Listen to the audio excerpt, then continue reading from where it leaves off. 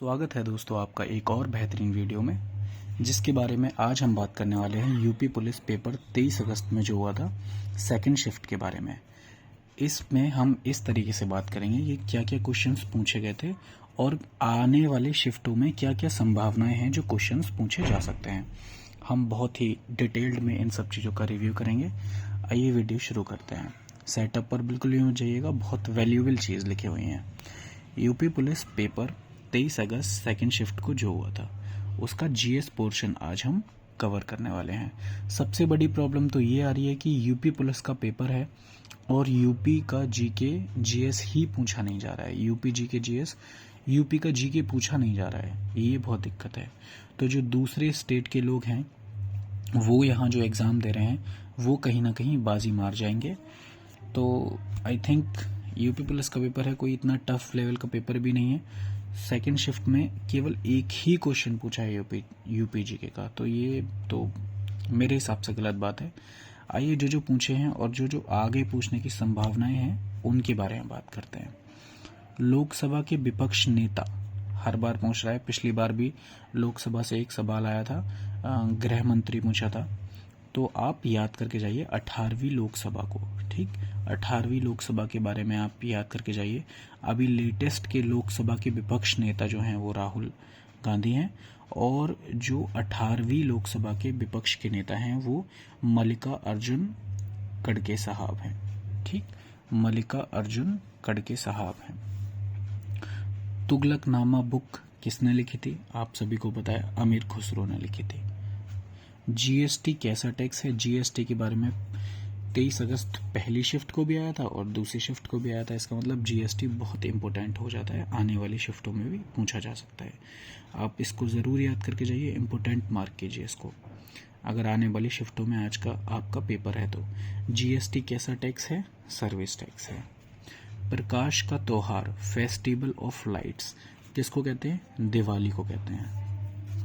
दूध पर देखिए, जीएसटी से पहली शिफ्ट में भी सवाल आए थे 2 और इस शिफ्ट में भी, सेकंड शिफ्ट में भी 2 सवाल आए हैं। दूध पर जीएसटी कितने परसेंट से कितने परसेंट हो गई? तो आपको बताना है 18% से 12% कर दिया गया है, ठीक।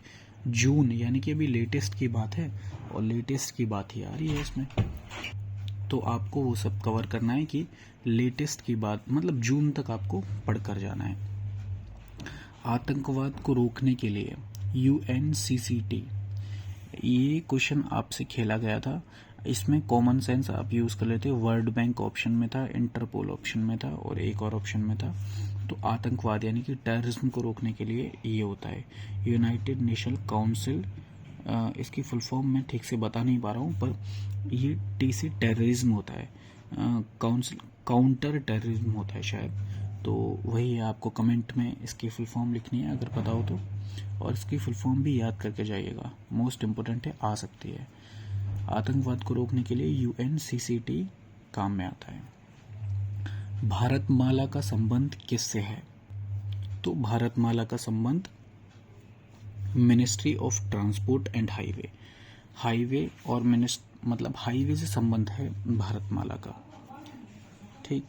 स्टार्टिंग ईयर भारतमाला कब से शुरू हुई थी? तो 2015 से शुरू हुई थी, सेंट्रल गवर्नमेंट ने की थी।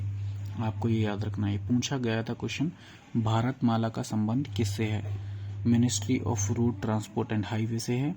आगे पूछा जा सकता है कि ये भारतमाला कौन से ईयर में शुरू हुआ? 2015 में शुरू हुआ, सेंट्रल गवर्नमेंट ने शुरू किया। 14 सितंबर का डे पूछा था। 14 सितंबर को कौन सा डे बनाया जाता है? सभी को पता है, हिंदी दिवस मनाया जाता है। भूपेन हजारिका पुल के बारे में पूछा गया था। तो नदी पर बना सबसे लंबा पुल है ये, जिसे ढोला सादिया पुल भी कहते हैं। नदी पर बना सबसे लंबा पुल है ढोला सादिया। और समुद्र के ऊपर सबसे लंबा पुल कौन सा है? अटल सेतु। नदी के ऊपर सबसे लंबा पुल ढोला सादिया और समुद्र के ऊपर सबसे लंबा पुल अटल सेतु, जो कि मुंबई से नवी मुंबई के बीच में है, 21.8 किलोमीटर का है। आई होप आपको इस पेज से बहुत ज़्यादा वैल्यू मिली होगी। आइए चलते हैं नेक्स्ट पेज पर। लोकटक झील पूछी थी सेकंड शिफ्ट के पेपर में, तो कहाँ है लोकटक झील? मणिपुर में है। भूटान की राजधानी थिम्पू है। अच्छा क्वेश्चन था ये भी। अर्जुन पुरस्कार किसको दिया जाता है? तो वो खेल से संबंधित पुरस्कार होता है। 15 लाख उसकी इनामी राशि होती है। और मोहम्मद शमी पारुल चौधरी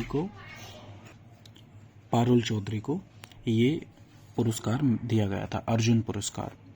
और ये किससे बिलोंग करते थे? यूपी से बिलोंग करते थे। यूपी से बिलोंग करते थे और यूपी पुलिस का एग्जाम दे रहे हैं, इसलिए ये इम्पोर्टेंट हो जाता है। अर्जुन पुरस्कार मोहम्मद शमी और पारुल चौधरी को मिल चुका है। आप ये भी याद करके जाइएगा। खेल से संबंधित है। इसमें ये क्वेश्चन पूछा था कि अर्जुन पुरस्कार किससे संबंधित है, तो आपको बताना था ये खेल से संबंधित है। आने वाले भविष्य में मोहम्मद शमी पारुल चौधरी के बारे में भी पूछ सकते हैं, और ये दोनों यूपी से बिलोंग करते हैं। 15 लाख की इनामी राशि है। 1961 से ये अर्जुन पुरस्कार मिलना शुरू हुआ था। मानव अधिकार, ह्यूमन राइट्स के बारे में हर बार पूछ रहा है, इस बार भी पूछा है।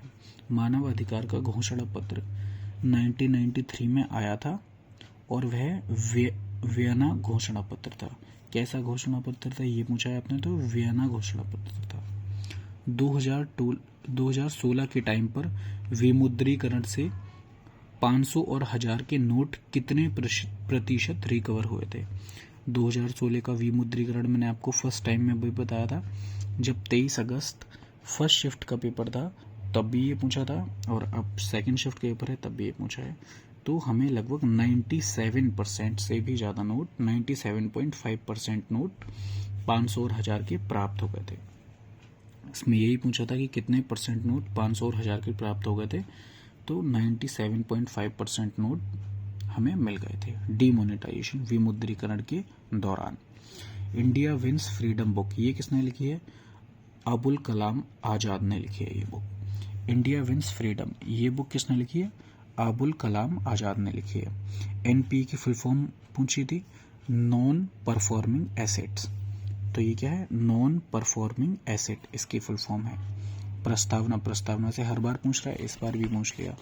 ठीक, तो प्रस्तावना एकता और अखंडता, बंधुता ने लिखी थी ये। ठीक, first time life time disturbing peace award किसे मिला था? सलमान सुखदी को मिला था। मिनिमम सेक्स रेशियो हरियाणा का है और मैक्सिमम सेक्स रेशियो केरला का है। सेकंड शिफ्ट में ये पूछा था कि मिनिमम सेक्स रेशियो किसका है, तो आपको जवाब देना था हरियाणा। अब ये मिनिमम पूछ लिया तो मैक्सिमम भी किसी में पूछ सकता है, तो मैक्सिमम सेक्स रेशियो है केरला का। आप ये याद करके जाइएगा। शेरा नृत्य जो है वो ललितपुर का है। ठीक, कासगंज, ललितपुर और कासगंज दोनों का है, पर ललितपुर अगर ऑप्शन में आए तो आप ललितपुर टिक करके आइए, आपका बिल्कुल ठीक होगा। हाँ, और एक क्वेश्चन ये रह गया, 1928 बारदोगली सत्याग्रह किसने शुरू किया, तो आपको बताना है सरदार वल्लभ भाई पटेल ने। सेकंड शिफ्ट में पूछे गए ये सारे प्रश्न, आपको बहुत ज़्यादा वैल्यू दी गई होगी और आपने चेक कर पा रहे होंगे कि आप सही करके आए हैं या गलत करके आए होंगे, इससे आप मिलते जुलते। अब जीएसटी के ऊपर जैसे क्वेश्चन है वो पूछा जा रहा है, मानव अधिकार ह्यूमन राइट से रिलेटेड क्वेश्चन है वो पूछा जा रहा है, मुद्रा से रिलेटेड है वो क्वेश्चन पूछा जा रहा है। तो ऐसे क्वेश्चंस मैं आने वाली वीडियोस में एक टॉपिक में कराने वाला हूँ, सारे ही बहुत सिंपल और अच्छे वे में, मतलब बिल्कुल शॉर्ट वे में। अब कोई वैसी नहीं होगी कि ये भी पढ़ो। तो इन सब चीज़ों को जानने के लिए चैनल को सब्सक्राइब करें। अगर वीडियो में विजिट कर ही लिया है और पूरी वीडियो देख लिया है तो प्लीज़ चैनल को सब्सक्राइब करें और वीडियो को लाइक करें। Thank you.